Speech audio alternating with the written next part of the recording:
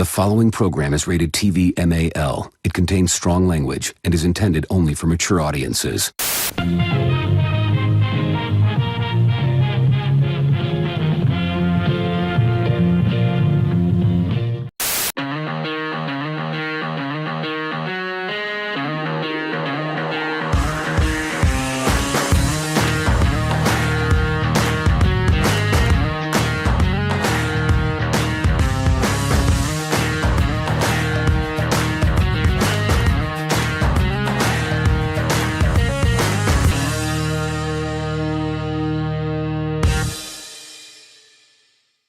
G'day and welcome back to another episode of the Butcher's Bible Podcast. I'm your host, Ant.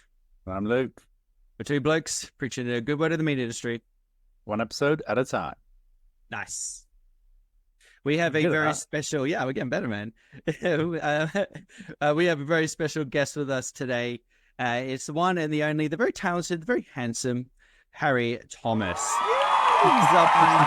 Can you clap yourself inside? We're good. How are you? Quite the introduction. They all get them. I don't know what's going on, so I'll just leave it to Andy.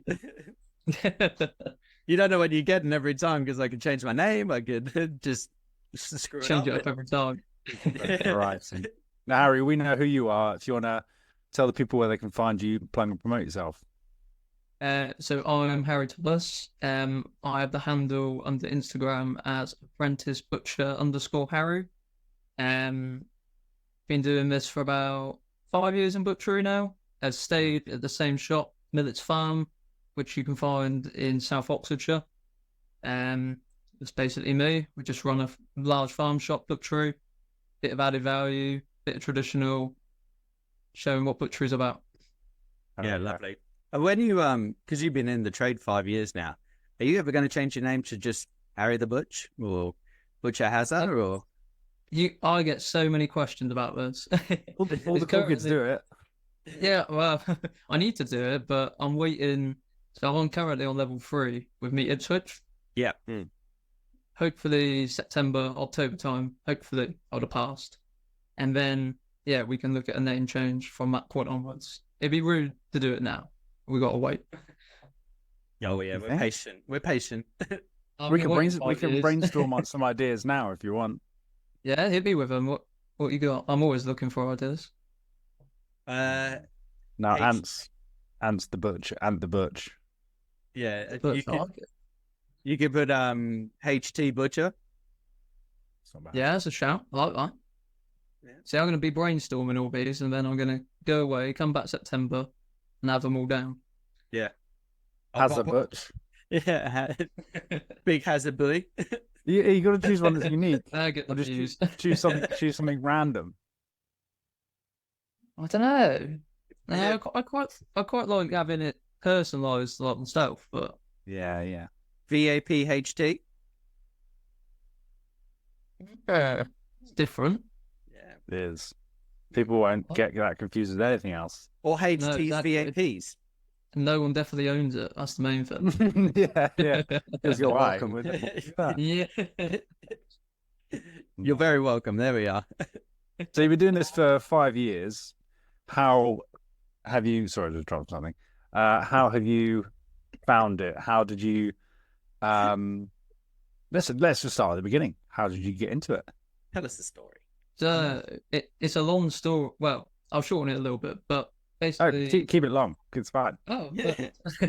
Carry on. So, from as early as I can remember, I wanted to be involved in food, mostly chefing. Probably from the age of 10 onwards. I just remember cooking with my parents. I wanted to do it my whole life. So secondary school basically was cooking and catering and learning the aspects of that. Yeah. And yeah, I went to catering college, quite a big one in Oxford. And I did a year there just solely at the campus doing catering. It didn't put you off. You were like, yeah, this is what I wanted to do. Yeah, absolutely. I knew, because it's a big step coming out of secondary school when you do it, like little bits and bobs, not proper as such. But then you get to this, college, it's fully designed for catering. also doing like part-time work on the side. So I worked at a pub at the same time, which obviously involved me with catering even more. And yeah, at that point, I definitely knew that's what I wanted to do. You know, I wanted to be involved in food. Awesome. And then that was at 16. Oh, this feels like a long time ago. How old are you now, Harry? 24 next week. 10 years younger than I. I feel old. Yeah. Yeah, right, bud. DC's just like this motherfucker's over here. Yeah. He'll text me up there to be like, fuck you, Ant. You're not meant to tell them that. No. You know, we love him and he knows it. No. And then when was it 17, I completed my first year there. I passed with distinction on the course. Nice. And I was going in the right direction, which was good. And then I decided to try my luck at an apprenticeship because I always thought I've never seen, don't get me wrong, people who go to university, you know, they have their goals, and not so much in our industry, but other industries, you know, it's the best pathway to use. But, you know, that if you could find a butchery, like Plumpton, and there's one in Leeds, I believe, who still do it. Apart from that, like apprenticeships are normally the way to go, kind of thing, in like catering and butchery aspect. And so I did my apprenticeship at the pub that I was working at part time, which was, you know, it was casual. They probably did about 50 covers like at the weekends and maybe 30 in the week. It was it was a learning curve, but it was a nice learning curve. So you did an apprenticeship at the pub. But you're not in butchery yet at all. No, not yet. What was this apprenticeship? This was catering, so just chefing. And that was 17 and 18. Nice. And then I got to about halfway through the year in like 2018, and I was halfway through the course, and I was just thinking, like, I had a bad patch. It wasn't, you know, the best conditions at that time, and especially a lot of people, you know, already know this, and I know like the Burn Chef Project, is it? Yeah. They touch on a lot, you know, aspects of like mental health in you know, catering and like this industry. But I think it's vital to talk about that side of it, because that with, you know, the hours that you do, the split shifts, you know, sometimes the working conditions, they all impact yourself. And I think at that point, it was more important for me to walk away than burn myself out more. It's great at that age to figure that out so soon. Thing is, I always knew I wanted to work with food, but in that environment, I just couldn't do any more as such. Yeah. So, yeah, and then I think I turned 18 in August 2018, and then I kind of was out of the job. I left that job, and then I was kind of out of the job for like a month, looking around and trying to figure out, you know, what I actually wanted to do, because I was looking at other kitchens, but I didn't want it to be the same experience and, you know, the same aspects. And then, yeah, I think like most people, you fall into butchery, and this Millets were advertising for a butcher. I had never, you know, stepped foot in a butchery. Never thought of it. I'd done a little bit of meat at the pub, but not, you know, full carcass or anything like that. So yeah, you did chef butchery. Yeah, it was like getting your backpack fillets and stuff like that. Straight out of the bag, baby. Yeah, straight out of my box. I would like that. And then yeah, I've been there ever since. I'm like, coming up to 6 years now. So yeah, brilliant. How did you find the transition from being in a kitchen to a butchery? Because they're fairly closely linked in terms of like banter and the equipment you use. Was it fairly easy? I think the massive difference was obviously like the shift patterns, going from like a split shift where, you know, you can't not, but you socialise in little, and you go from that to like a butchery aspect. But like you said, like the banter is exactly the same. You know, I wouldn't change the bunch of lads I'm with at the moment for anyone. Then, you know, they're a great bunch. And I think you ask most butchers, it's all about the team aspect. and I think that's vital in any business. Yeah. Very true. Well, we could lose Tom, but it's all right. We'll keep him for now. I know what you two got going on. It's all right. I'll tell He's him. not here to make friends, are you? Yeah. Who needs him? We're all right. You tell him that every day. I do, man. I tell him, Yeah. I'd send him, I give him so much grief, but then I also send him so much love with the memes. And It balances it out in the end. It does. The love-hate, it really works. Those memes, honestly. Meme game is through the Bless roof. him. It is relentless at times. He knows his banter. He's fine. Yeah, Loves no, it as well. He talks about you all the time at work. He's like, oh, Ant sent me this. And I'm like, brilliant. And he's showing everyone. I'm like, some of it you can't repeat, but You are a man of the people, aren't you?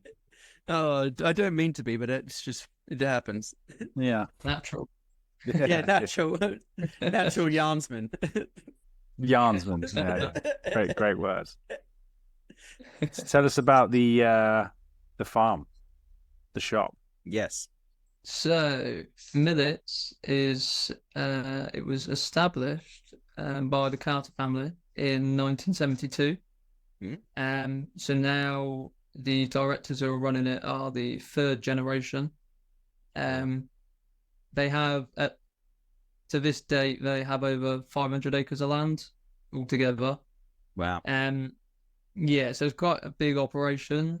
I can't remember the exact year, but they were in the Guinness Book of Records one year for their maize. It was the first something maize. I can't remember, but Was that the maze? yeah, that's the one. Yeah, I've been there. I think there you go. I must have been there. Hang on, what are we saying? What is it? I made maize corn. Yeah.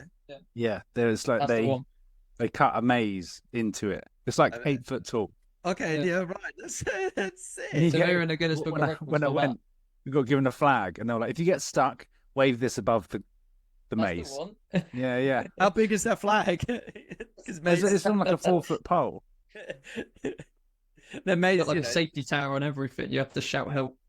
Yeah, the I anxiety. remember that. I must have been like 11, 12, and I was terrified, absolutely terrified. I was never ever going to be found again. You won't be coming back. I haven't been back since. He hasn't been back since. It scared the daylights out of him. I noticed. I just shut that out of my memory until you mentioned it just then. Yeah. And all the PTSD. The maze Yeah. is coming for me. Right. Oh, the maze. My mum's listening to this now, going, "We did go there, yeah, Hi, Claire. With memories. yeah, cool." Yeah, they- So, yeah, they- carry on. They were, yeah, so that's like their big, I think that's what really kickstarted them in a way. Yeah, And then, I mean, to date, since then, they've got a farm shop that's, farm shop, seasonal produce, local produce. You got your bakery, your deli, butchers. They've also got a garden centre on site. They've got a lot of things. They've got an 18 mini hole golf, which is new. cool. It's different. They got an animal walkway, soft play area indoors and out for kids, the maze. They got a lot going on for that family aspect to come and spend the day, that kind of thing. So Yeah, real destination. yeah, and I think if you talk to most people locally, they've been there at least once, kind of thing. They know of it. Yeah, that's cool. It's very cool. And the butchery. Tell us how many of you are there? How many is there now? 1, 2, 7 full time at the moment. Big Yeah, operation. Yeah. Yeah, big operation. It's mostly just added value at this point. There'd be 4 of us planning added value out the whole week. Yeah, we do see that on Instagram. People want to know it's just you put out these reels of you guys just making tens, hundreds of trays on that center Yeah. sort of table block that you've got. It's incredible stuff that you put out. Really, That burger one. The burger one where they just had like the tubs and tubs of the burgers. recent one. Yeah, just like slamming them out, and I was like, "Phew." That was how many? That was 800 plus burgers that day. Wow, yeah. And that should have done us about 3 days, 4 days, hopefully. Well, I don't know how long it lasted, but What? hopefully.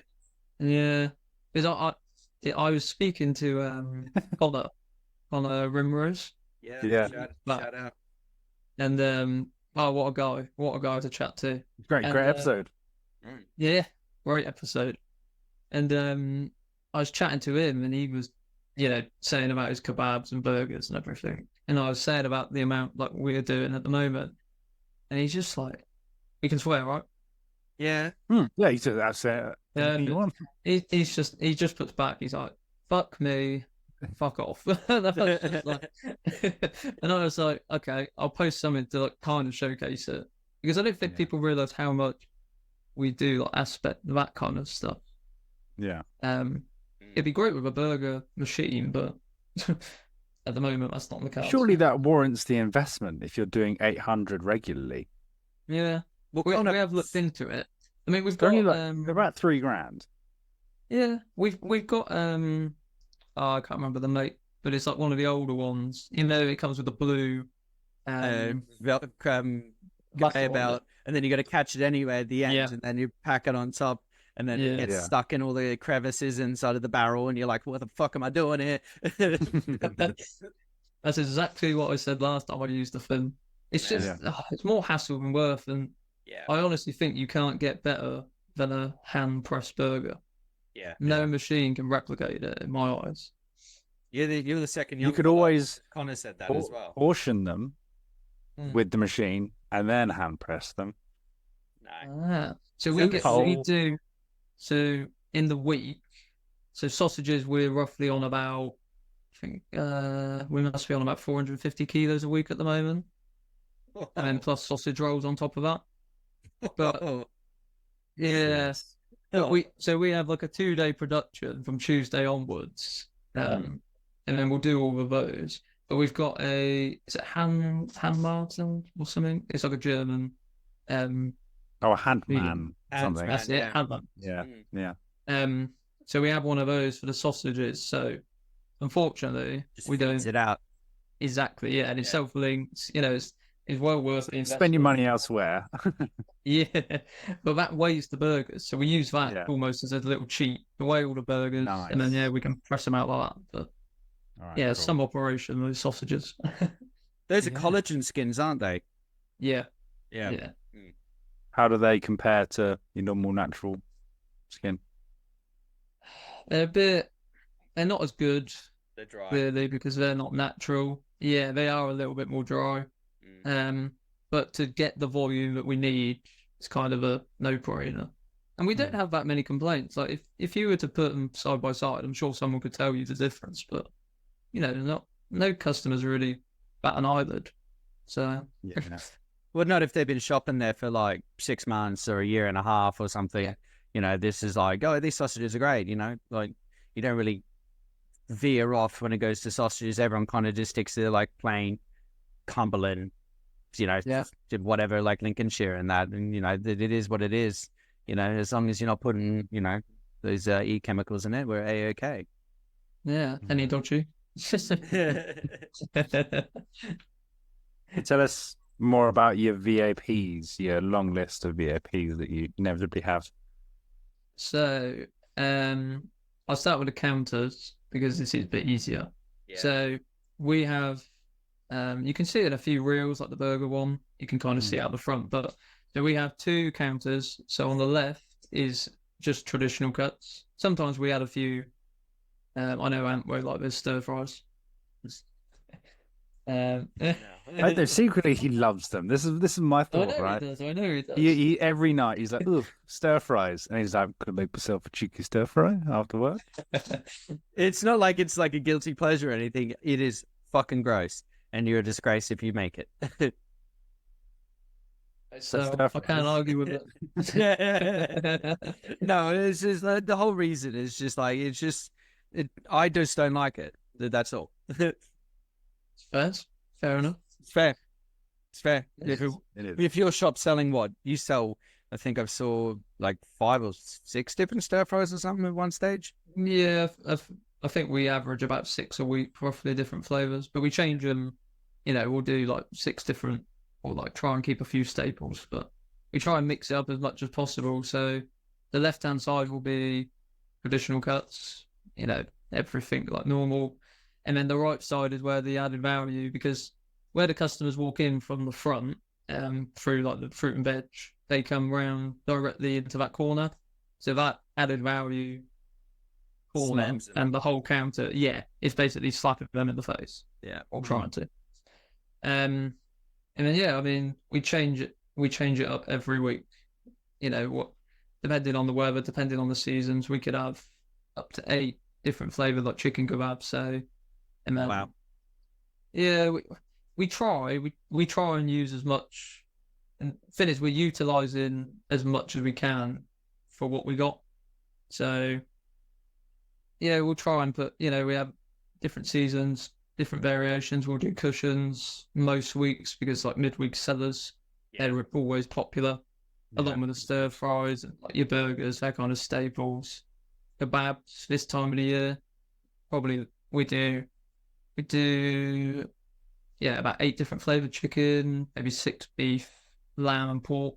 We keep the pork and lamb simple, but we try and expand on the chicken because everyone loves chicken. Yeah, they go crazy for chicken, don't they? Thinking it's a healthy meat. Yeah, I don't know why, because it's boring. It's just a chicken breast at the end of the day with a bit of sauce. Yeah. But it's a staple though. It's that thing, isn't it? It is, absolutely. Yeah. It's got that household name now, doesn't it? It's like, oh, I want to do a bit of healthy eating. I'll, get the chicken breast out, slap a little sauce on it. It's just a regular staple now, and it works. It works. Yeah, I remember during COVID, the amount of chicken breast we sold is ridiculous. I think like everywhere, but it's just nuts how the UK is suffering and people think chicken breasts are going to save their day. That is something we're really That's fucking brilliant. Chicken's wearing a cape. Yeah. They might as well have been. I don't fucking get it. The world's suffering it. They think that chicken breast is going to save them. The shop I worked at during COVID, we sold a week like 2 pallets of just chicken breast itself. Yeah. You can get the whole birds in at one stage, and even if you were trying to bring in the whole birds, it was just like no chance. And so we were just bringing in pallets of chicken breasts, and it was like as soon as you'd like open the box, the 5 kilo tray would come in. People were just taking the whole trays, and you're just like, it'd be like a swarm. Yeah, you're just like calm down, and then people like it was like 20 kilos of beef mince, and that's gonna fucking keep me going. I was like, what about PTSD? Yeah, no, I know. It's mad, isn't it? How we just shut it out. I know, and it feels like it was what 3 years ago now, almost. Yeah, it was 4 years ago. Yeah, it's pretty crazy.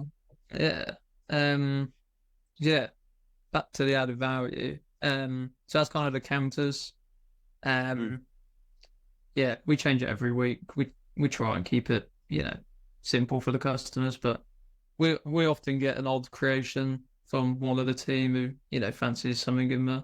And we'll give it a go. We don't mind. Yeah. See what it goes like. And then the pre-pack, like the servo bit, we do. So that's where all like our oven readies are. So we'll do everything in the oven ready, foil trays ready for the customer to cook. At this point we're selling about, so we do veg, we'll cut all the veg up. I honestly spend probably half my week cutting veg more than I actually do butchery at this point. It's the demand is ridiculous. Trying to keep up with the demand. We'll cut the chicken in half and then marinate the chicken, and then it's like a cheaper alternative for like a Sunday roast kind of thing. And we're probably getting through about 6 or 7 cases of whole birds at this point. And then we're doing that with them. So that's a massive point of sale for us on the added value on the pre-pack. And then we'll do all these little tray baits, which will be included in the offers. So we'll do anything from like smoky barbecue chicken, with like chicken schnitzels, chicken parmesans, like Korean pork.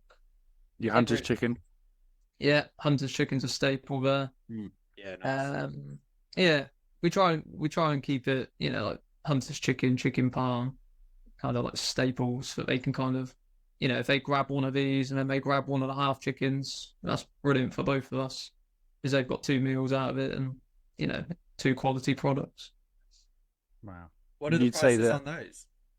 Sorry, So both of them are $7.99 each. that's how bad. That's how bad it is. If you compare it to like local ones, it is it's pretty reasonable, to be honest. Yeah. And then it's 2 for £14, so it kind of gives them an incentive. Is everything on the pre-pack is done either 2 for £14 or 3 for £14 on the other side, like more traditional like chicken fillets, like pork chops kind of thing. And then we just kind of aim everything into those deals and price ranges just to maximise. Yeah, That's good. funny. So you said that most of your sort of your customer base go for those ready meals and the VAPs, would you say, over the traditional, more simpler butchery cuts? Yeah, it's a hard one because I think midweek it's more traditional. Yeah. So I think a lot more people, like the demographics completely different come the weekend. So we'll get, like the weekend we'll have, because everyone's off, we'll get families, we'll get, we'll get partners coming out, and, everyone. And they're more interested, I think, in like that kind of side of it, like the value added, what can we chuck on the barbecue? What can we, have for a roast this week? Yeah. Anything with a marinade generally tends to shift. But definitely midweek, I think we've seen now, after looking at like most of the datas recently, like pork chops midweek just fly out, like boneless pork loin chops. Good. Happy to see pork's coming back. Yeah.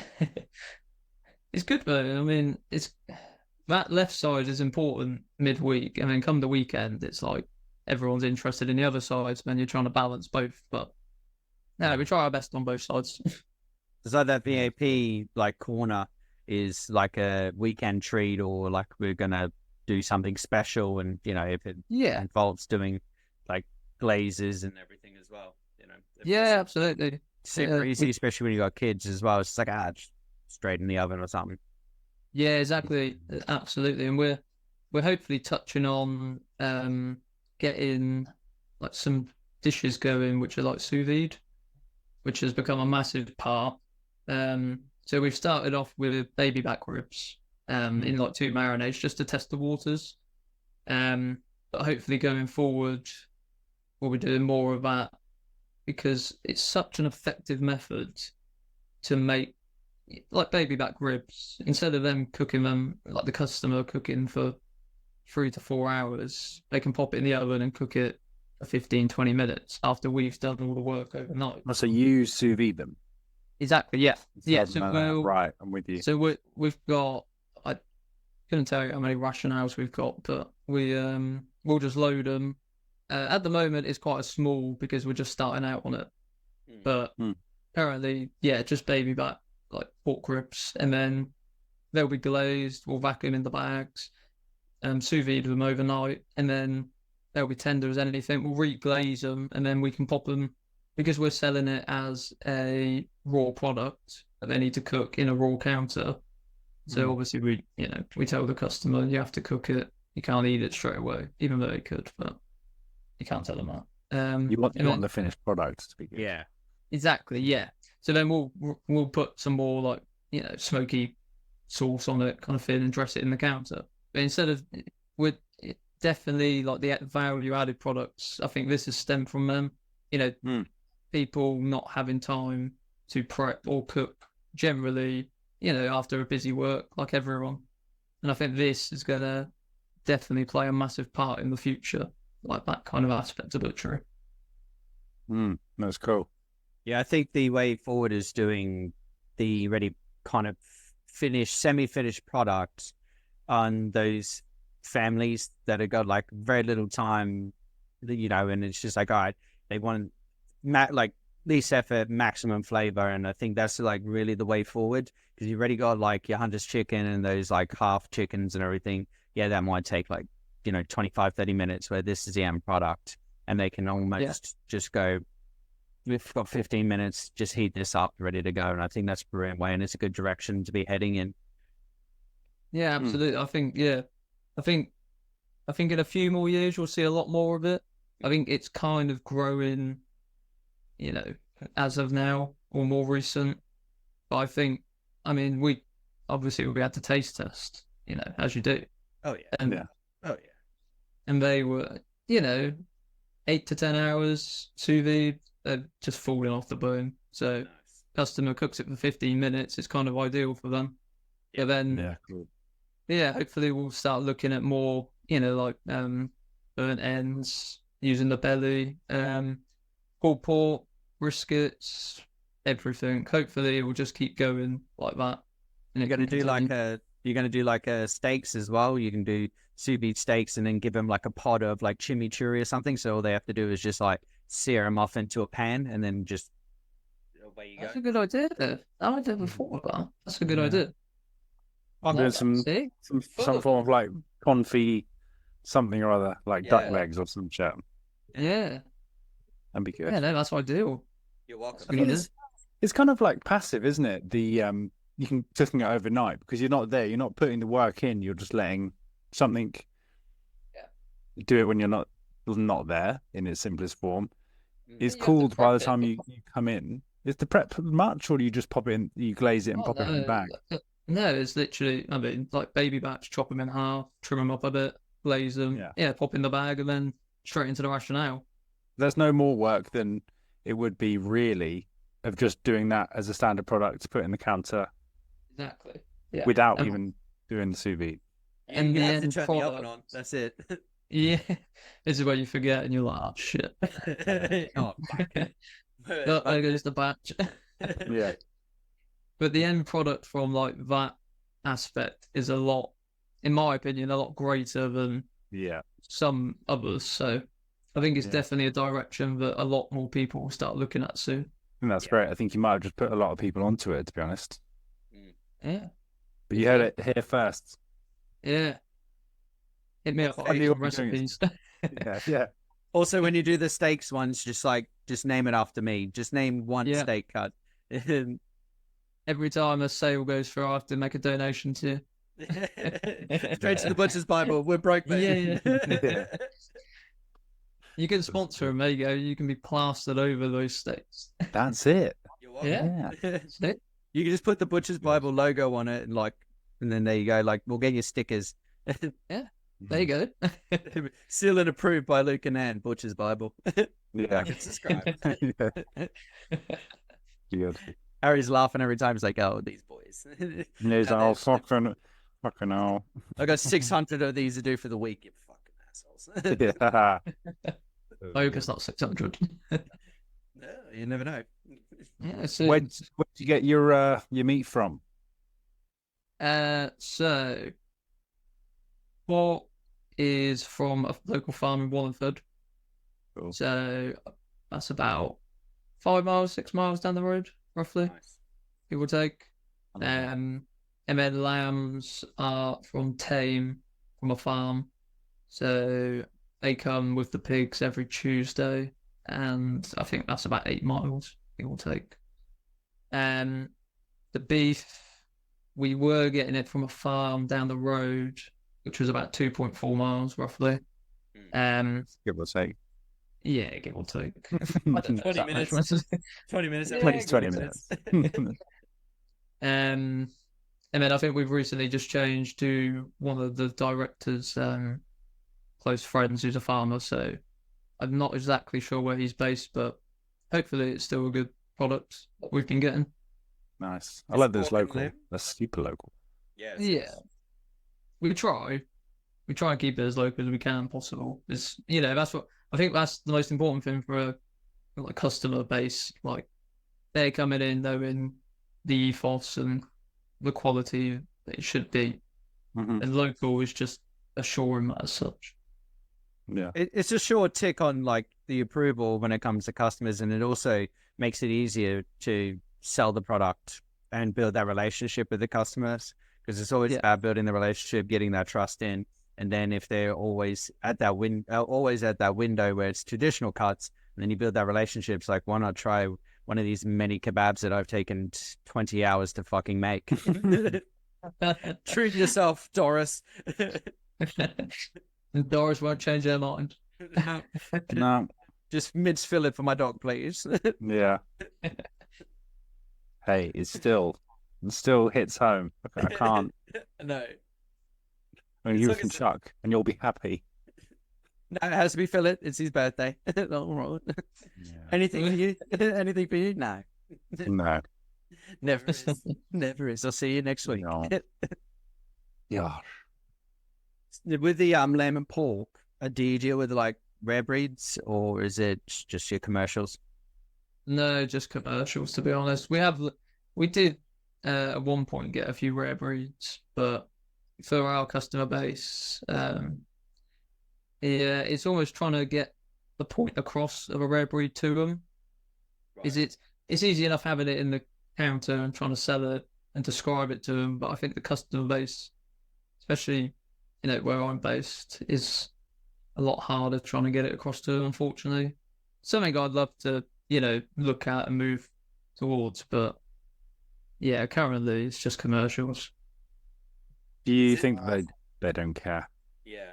Yeah. You can say like, I think that's the point, Rothschild Spot or Sandy Black, and they'll be like, are they the brown ones? And you're like, there's no point. Education is one thing. But, we had Sandy Blacks in probably last time, about a year ago, 2 years ago, and they would just come up to the counter and look at the fat and then just turn off. But you're trying to describe why, it's like that and why it's a rare breed and what value it is, and they're just not interested, unfortunately. Yeah. It's a shame, really, because you see people like Johnny Butcher Farrell, and like some of the stuff he's selling, it's just unbelievable. And I'd love Iberico and stuff like that. Well. And I'd love to have but obviously he's got the customer base for it, but unfortunately, Yeah,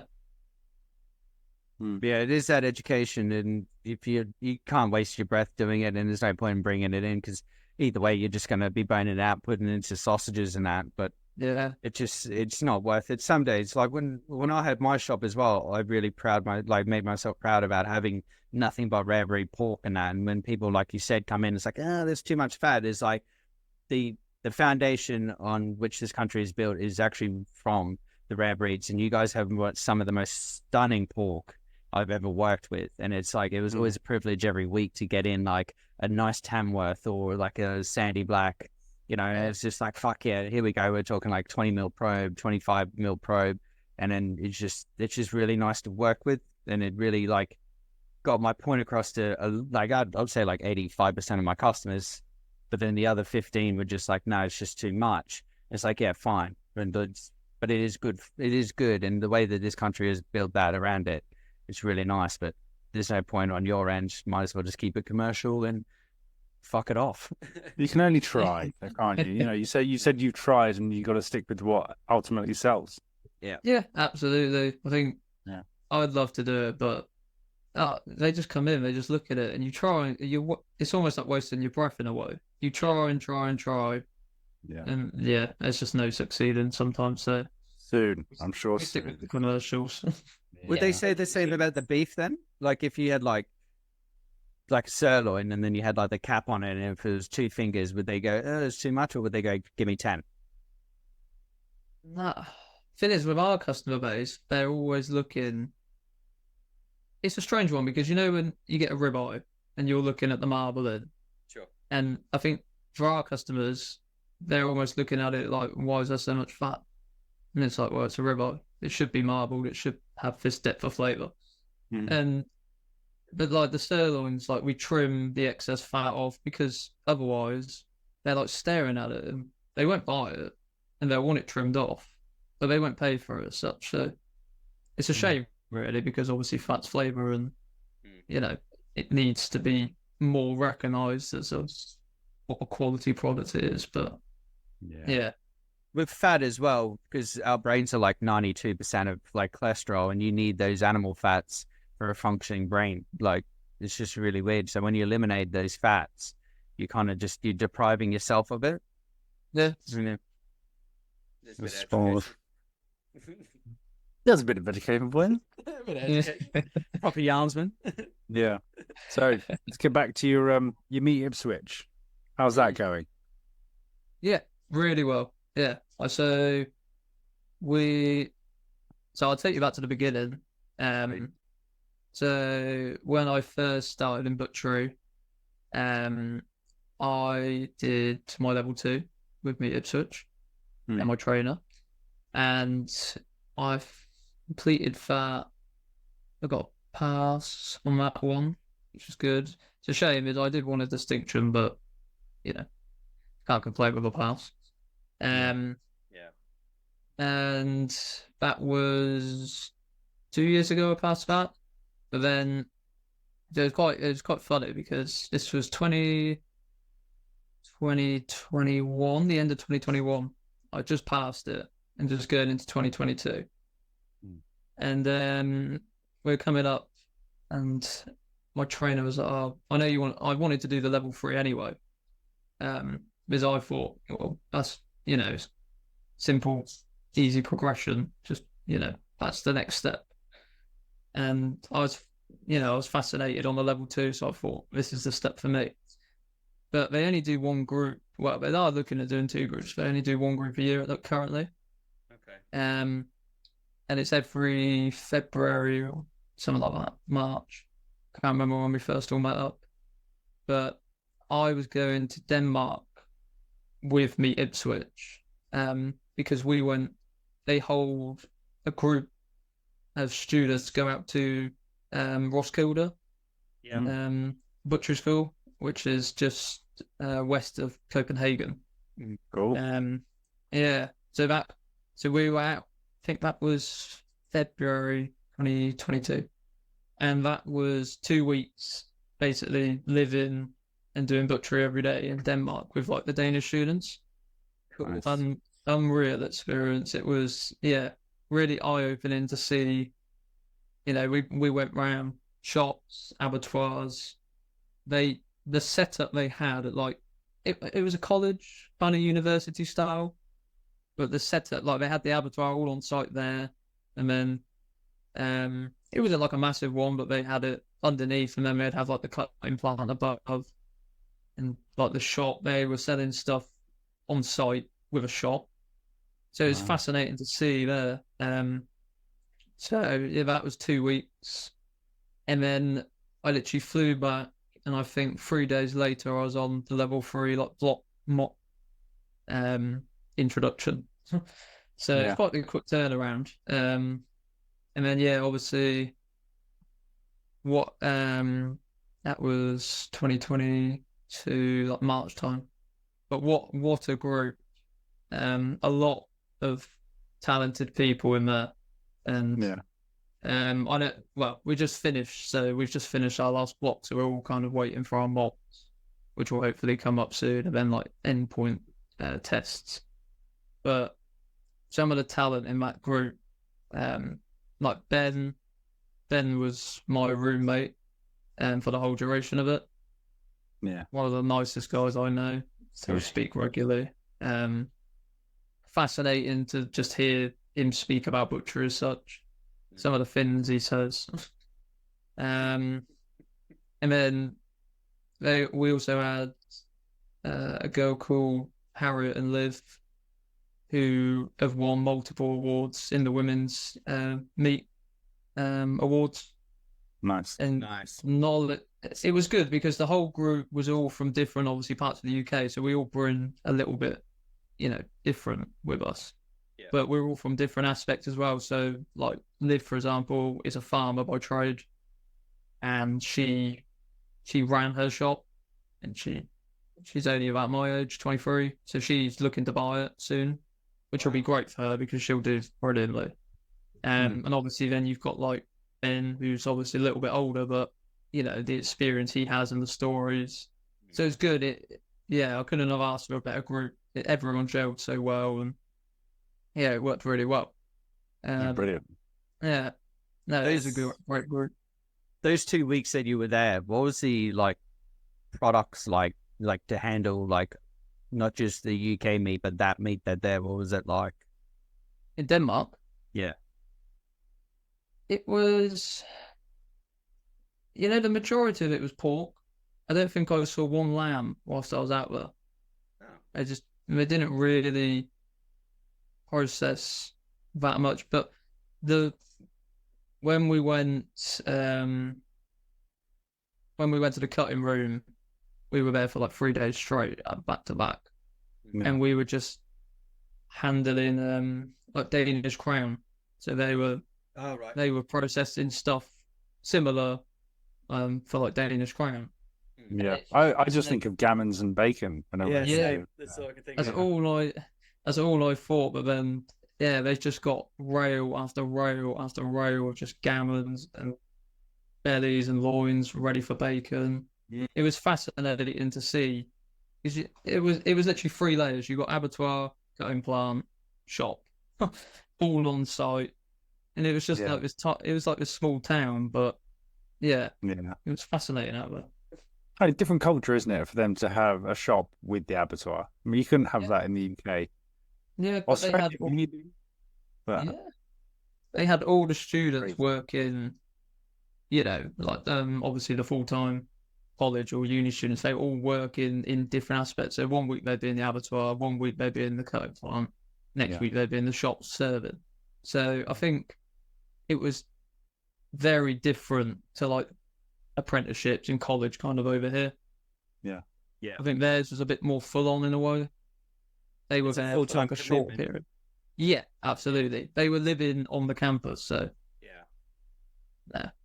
I think that's a really nice way of doing it, but it like if your commitment to something isn't in it, it's quite hard to pull out because you're like stepping outside of your front door into work. You got to be ready, and got to be prepared. It's quite a commitment on their end.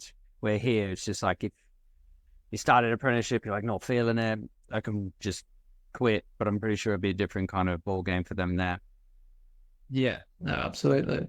It's a big, So what's next for you in your apprenticeship? What have you got remaining to pass? So I've got my mock booked, I believe, as of yesterday. So that will be not in the summer holidays. I thought I'd spare my time in that. I'm not going to try and attempt that. So hopefully it'll be September, and then hopefully it should be a quick turnaround to the EPA, the endpoint test, and then hopefully I will know latest October, roughly November. Awesome. What's the criteria for your mock? Because it's level 3. That's more management in butchery, is it not? For me, yes. Yeah. So, I mean, throughout the course, I think we've had 5 blocks, and then on each block we would do 1 visit for the block. So, I mean, we went to Dingley-Dale, the pork farm. We've been to great name. Yeah. Oh no, it is a great name. We've been to C. Humphreys and Sons Slaughterhouse and Abattoir. Yeah. Cool. Which is called Chesterway, I believe. I think. So we kind of seen a lot of aspects of that, but as you said, it is more management. So like the theory side of it is a lot more, like HACCP, everyone's favourite. Yeah. It's kind of based on that. So it needs to be done. Okay. Need to know. It does need to be done. Yeah. Would there be any practical with it? With the endpoint. Yeah. So we get, I believe it is 45 minutes or an hour, one of the two. Yeah, it's not that bad at all. It's quite a long period because we get, it's basically an hour to 2 hours, and they kind of call it when they want the examiner, and we have to kind of oversee a day, kind of in that space of time, and basically run the shop. So that's like the manager's side of it. Obviously, having all like your HACCP and your basic protocols that you would every single day, but you're obviously in that role. And then you have to create some added value products. You have to utilize each protein, so chicken, pork, beef, and lamb. and then make one product with each. And it kind of, it's quite unique because you get to customize it to what you want. Like, if you're more comfortable with added value, you could do 3 added value products with, you know, the proteins. But if you wanted to just do like a pork chop, so obviously that's not showing as much skill, but it's still, so it's quite personalized. But you get that, the practical, and then we get a multiple choice. I think it's 60 questions, which will be fun. 60 Cool. questions. Nice. It's good, and they're obviously going to be floating around behind you, making sure you're doing your job right. Everything's within the right. You're doing it correctly as you would running your own shop. Yeah, they're like a normal examiner. They're just there for about an hour, 2 hours. Whenever they think it's done or call it, they finish it. Yeah, I only did level 2, so I don't know level 3. Well, you got it right, the management side, and you went too far. Yeah. Get leak. Yeah, I got thrown in the deep end, baptism by fire. It was like don't flop, and I was like, oh, that's the best way to do it. Yeah. I know. It's funny though, isn't it? Because you got Plumpton, this is down in the southeast. You got Plumpton and Ipswich, and they're kind of they're the only 2 I know. You've also got Crosby's as well. You got Crosby's, yeah.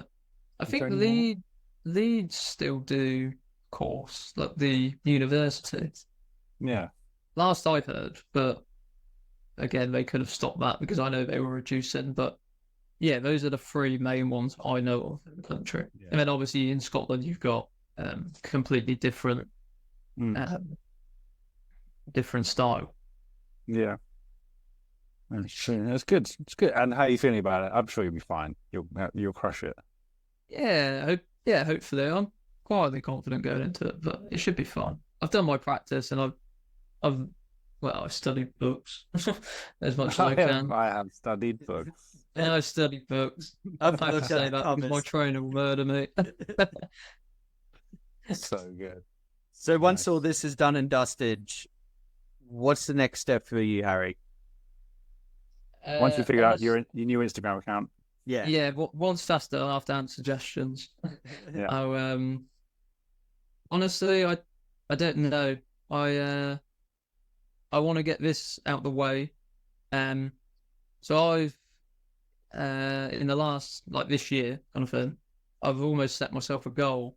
So where I'm at currently, I can progress a little bit more, but you know, I can only do so much what you can do in an establishment. And obviously it's more added value based, so it's great. I've seen all that side of it, but it's more, I mean, like it's quite hard to get a lot of cutting down your skill set when you've got like 2 to 3 lambs, a few sides of pork every week, and there's like 6 butchers hovering over it trying to grab it. So it's I don't know, it'd be interesting. So hopefully in September I'm going to be visiting Simon's, McNade's. Okay, cool.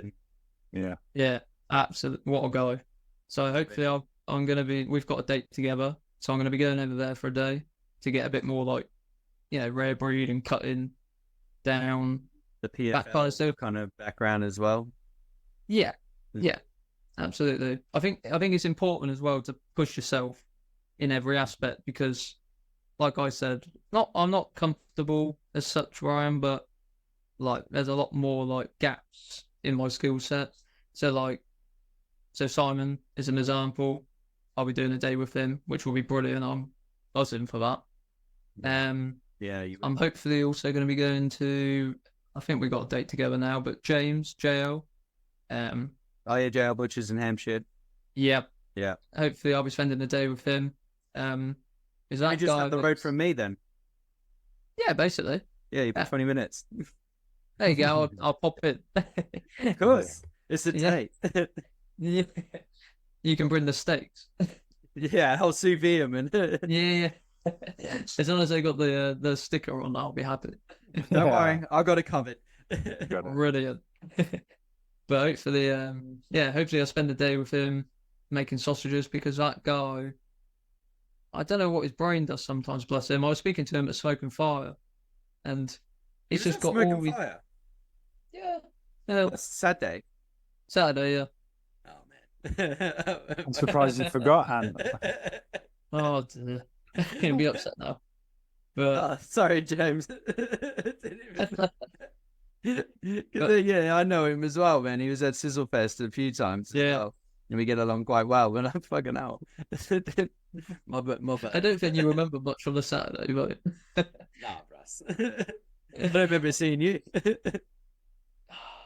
Disappointed. No, I do, yeah, of course. You and Tom. Yeah, of course you do. You were bullying Tom for 5 minutes. Yeah, and he was loving it. Yeah, exactly. Yeah. That was only after 6 beers. He was fine at that point. Yeah. I didn't see him after that. I don't know where he went. No, Backstage, living the VIP life. Ooh. But yeah, hopefully get. I mean, some of the sausage concepts he comes up with.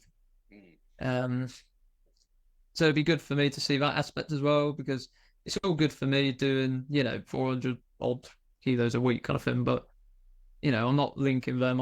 I'm just literally mixing and pumping them out. So I think it's important for me now, after along with this course, to almost progress in the right direction with like aspects like that. So that is currently the next. I kind of want to visit as many places as I can and basically learn of as many people as I can. So that's the goal.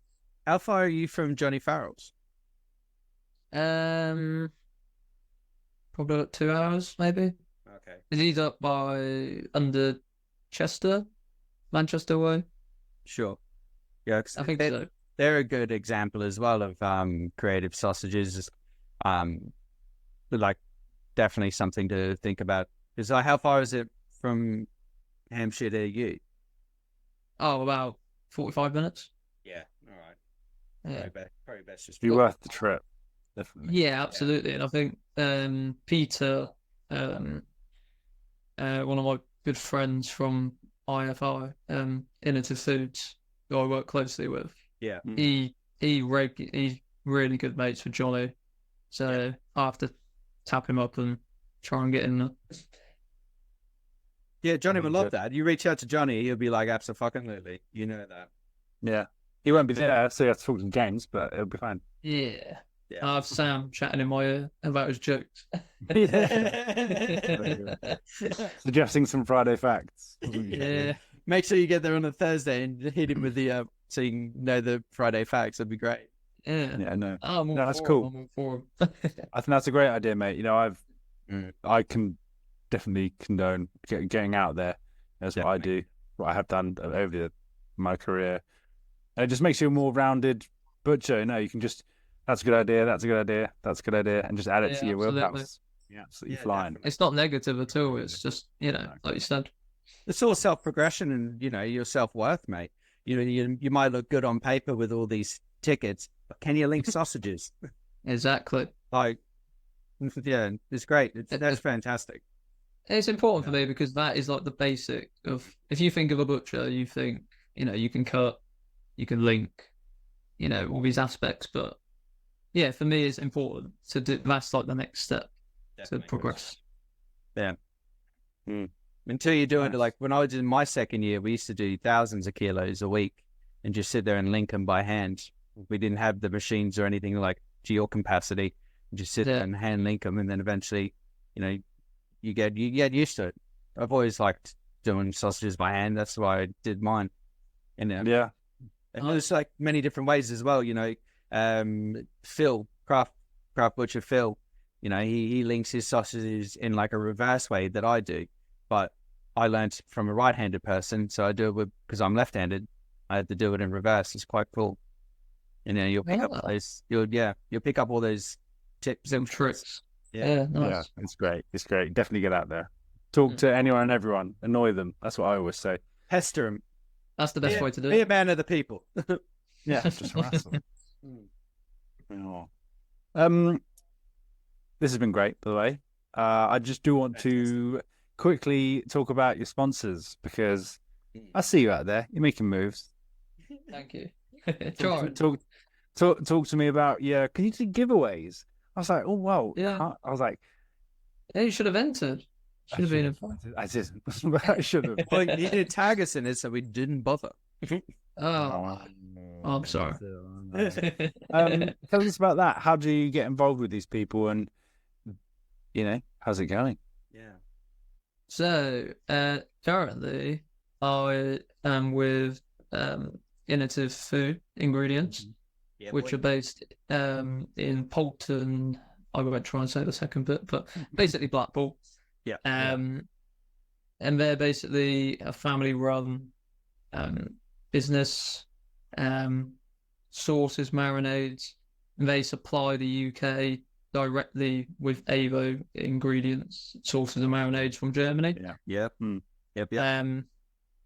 And going back to where it started, it was 2022 summertime, roughly. Yeah. And we basically never touched on like demos, which sounds silly in a shop like that, but we had never really got, like your James Taylors or kind of like big people in the industry, and we thought, right, it's time to do it. So we basically lined up like week on week, like demos from like, Rats, Verstegen, Innovative with Avo. Yeah. And we had them week by week. And then the last one was with Peter, who is the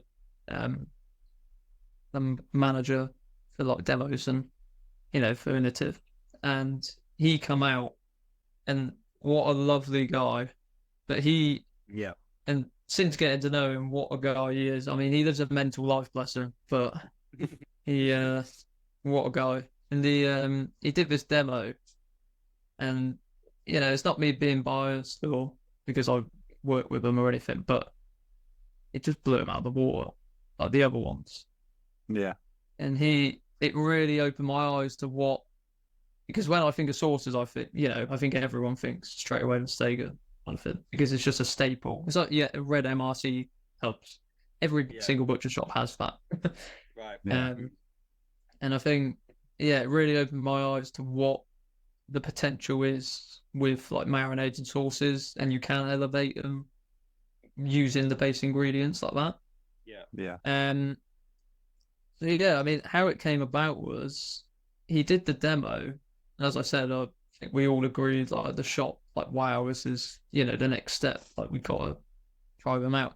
And then I think maybe a month later, he come back and did another demo, and the same again. It was just different marinades, but showstoppers. And I think I spoke closely with my manager, and we both agreed the way that like he carried himself, showcasing these products, was quite important for us. And then I think it was a Friday evening, and we were chatting away, and I remember just saying, fuck it, I'm just going to message him and ask him, like, is there any, because I knew they hadn't had like a sponsor. And I'm nowhere near like, the biggest thing at all in the butchery scene. Like, you've got big hitters like yourself, Ben, Simon. I'd say you're up there, Harry. Like, you're definitely up there. Oh, I don't know about that. Name gets thrown around, mate. Yeah. A lot of people better watch that HT. Watch out for the username. Yeah. And I thought, fuck it, like, what's the worst that can happen? Like, I'll try my luck, because I knew they hadn't had anyone, and obviously Raps did for steak and did kind of fit. And it just kind of went from there. Got chatting to the director, Chantel, who is one of the most supportive people that I know in my like career. She's just we work closely together. Oh, said all those nice things. Let's go, Luke. Live this party. I remember starting on my Instagram and seeing your OG page. Yeah, that got me inspired. That's all right. I'm only kidding anyway.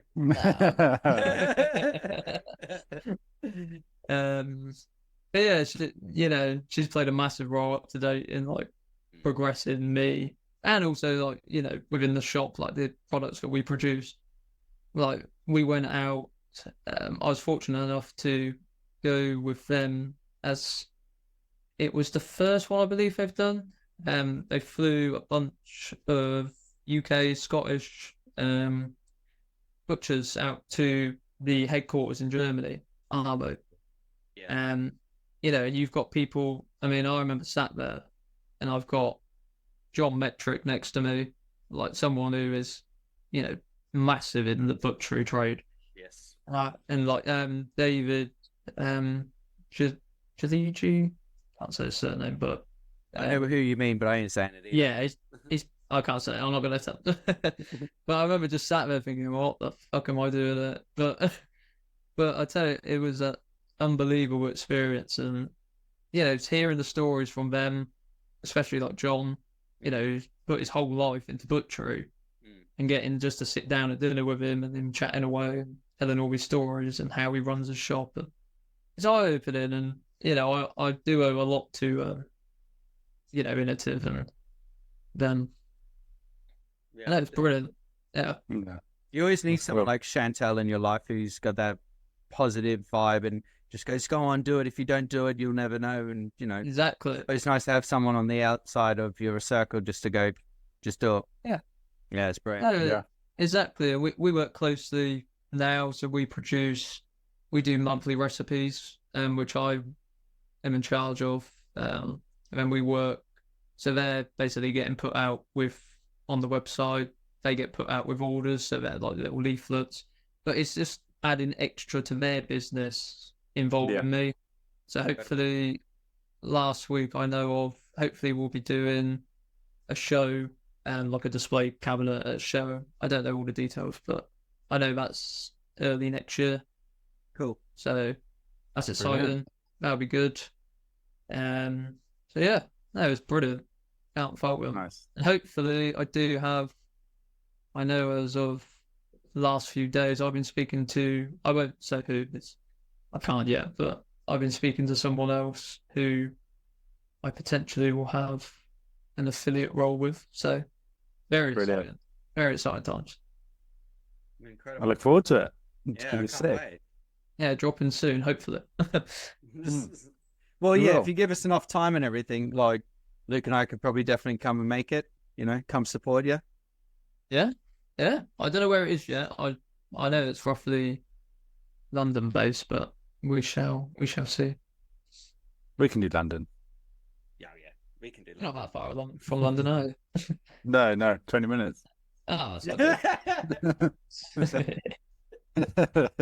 No, like an hour train journey. That's it. Not even that. Yeah, it's good. Nice. I'll have to catch the bus. It's easier. Trains just never fucking work in Dorset. I was going to say, do we have trains in Dorset? Yeah, we got two. Sleepy sound. Oh, okay, sorry. Yeah, and every year Simon Maynard comes and sees the steam one that it takes out of commission. Now we're down to one train. It's hard life, isn't it? It is. It really is. Sounds it. Right. Harry, this has just been incredible. Thank you so much for your time tonight. Yeah. Thank you very much, guys. It's been a pleasure. Thank you. Right. I want to move over to this segment now, which is the guest questions. Are you fired up? What's that? Ready. Right. Question one. What's on the top of your bucket list? Top of my bucket list? Yeah. I think I have two. I want to travel as much as possible. I think that's a key one. Especially whilst I'm young-ish. I want to, travel to like New Zealand, Australia, but involve in that, see like the butchery side of it, you know, go and visit places like that, like South Africa. I'd love to go there. Yeah. I think that's the most important thing for me. I think the second is potentially one day opening a shop. That's like the ultimate goal and the bucket list. Nice. Yeah. You open that shop, I'll come wash dishes for you, mate. No problem whatsoever. I'll have you as my sexy counter. Nice. You'll bring all the customers in. Yeah. Can I wear just the apron? Yeah, of course. Yeah. Any rules go. Yeah. Yeah, as long as it's within the house apps, that'll be fine. Yeah. Those hassles. I gotta get that folder out. Yeah. I'll just shave myself completely so I'm like a naked mole rat. No hair here, baby. Margaret 70 is coming in. She's like, "Oh, What's up, baby? What's on the stoke?" The funny thing is, I can see it. That's the thing. Okay, I can see that happening. I can't imagine it, but Harry's like, "What the fuck have I done?" fuck, I lost all my customers in the first week. All customers in the first week. Yeah. The sweet cheeks roaming around. The only good thing is you don't have to pay him. He'll just be there through the kindness of his heart. Yeah, that's good. Yeah. You can have Luke at the back just breaking all the beef and lamb for you. That's it. That's it. Yeah. Dream team. Yeah. Trio. Right. Right. Question number 2. 3 people to invite to dinner, dead or alive, and why? Dead or alive. Oh. I think Elon Musk is a must. I think Good one. his brain just fascinates me. It fries you, Yeah, it's just a bit nuts, really. Just what he does and what he thinks about and what he's trying to do. Like no one's ever, done what he's done in a way. So definitely him. I think he's fascinating. Yeah. I think anyone within food has to say Gordon Ramsay. I think that is a must. Another one for the Ramsay. Another one. Yeah. No. It's just I'd just love to see him at a dinner table and see what he's like. Yeah. I think we've had 3. Yeah. Maybe it's just an act. Well, it is. He's such a nice guy. Yeah. We'll call him out on this. We'll see if he sees it. Yeah. I'd just be like, can you just be mean to me just for a little bit, see how it feels? Tell me the chicken is shit. Yeah. No, He'll throw it in your face. yeah. And number 3? I quite like comedy. So, and my favourite comedian is Jack Whitehall. So, I think him and Gordon Ramsay are bouncing off each other, and Elon Musk would just be thinking, "What the fuck a waste of time this is." Right. Yeah. So Elon will be in on the bants anyway. You can tell. He would. Yeah. That'd be great. That's a good move. Yeah, Jack Whitehall. That's a new one. Yeah, exactly. Yeah. Right. Question number 3. Where do you see the future of butchery? I think we touched on it earlier. I think a few years back it was more going towards added value, like seeing shops try new things with like marinades and sauces. I think in the coming future, I think sous videing and like technical ways of making a product, enhancing it for the customer. I think sous videing is going to be a massive part of it soon. Yeah. I think obviously not everyone will have access to it as such, but I think the ones who do will do very well with it. I think it's just getting that reach to the customer base, and I think that's a massive part to play in the coming years. Yeah. I think in general, just we've seen such a change over. People talk about it like the last 20 years. There's been more change than like the last 50 kind of thing. So I think just keep doing what we're doing, local quality. That is the way to go forward, along with these new techniques, mixing traditional with modern, techniques. Yeah, nice. That's brilliant. I like that. Very good. Right. Question number 4: death row meal, starter, main, dessert. What you drinking? For a meal, I hope I'm never on it. I must admit, but we never know. You never know what life holds. Might be mince and meat. Yeah. I think starter. So I'm a bit of a sucker for Italian. Ooh. So I think starter. I don't think you can beat a good classic bruschetta. Nice. All fresh ingredients, done well, just simple. Yeah. I don't think you can beat it for a starter. I like good. I just love it. So nice. Just tomatoes, basil, olive oil. Fresh and bread. It looks healthy. Yeah, fresh ranch. Yeah. I think It's got to be one. Good. They want that. That's what I was thinking. Bruschetta, that is the thing on the bread. Yeah, now I'm When hungry. you said it, I was like, don't know what I was thinking, but cool. I think main, it's a toss up between either like a classic pizza, as I said, Italian, but I don't think you can beat a good like smash burger, like with everything in it, cheese, pickle, tomato, lettuce, like a good burger sauce. I don't think, and a toasted bun, you can't go, you can't have it not toasted. Yeah. Awesome. Yeah. And it's like all dripping down the side of your hand and everything. Yeah. And you're like trying to eat it and it's a hot mess. If it's not messy, it's not good. You got to have a bit of a messer. Yeah. Yeah. No, it's good. I like that. Dessert. I'm a sucker for chocolate, so anything chocolate, whether it be a brownie, ice cream, get some Ben and Jerry's in there, Hell yeah. fudge cake, anything. You can have it all. Listen. We got the powers here. Oh, I do. Yeah. Yeah, we'll just go for that. Just a load of chocolate. Some people, like love sweets, but no, chocolate all the way. Yeah. Yes. What you drinking with all that? You know what? I'm quite boring when it comes to drinks. I don't drink much at all. No. Only for social events. Any like fruit juice kind of thing, like your apple juice or something like that, orange juice. Fresh pressed juice. Just your classics. I don't think you can beat them.